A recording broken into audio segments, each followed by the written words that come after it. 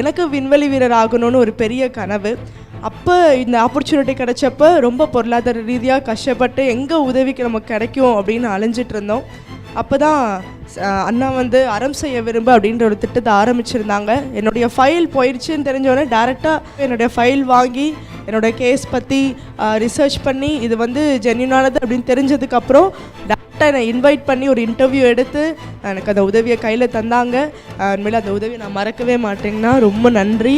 அந்த உதவி வீண் போகலை. நான் அதில் சொன்ன மாதிரியே 92.5% கம்ப்ளீட் பண்ணி தென் ஃபைனல் இயர் நான் பண்ணிகிட்ருக்கிறப்ப ஒரு விண்வெளி வீரர் ஆகணும்னா எஜுகேஷனல் குவாலிஃபிகேஷனை தாண்டி நிறைய ட்ரைனிங்ஸ் எடுக்கணும். சென்ட்ரிஃபியூஜ் ட்ரைனிங், ஹைப்போபாரிக் சேம்பர் அப்படின்னு இன்டென்ஸான ராக்கெட் பயணம் பண்ணுறதுக்கான ட்ரைனிங் எடுக்கணும்.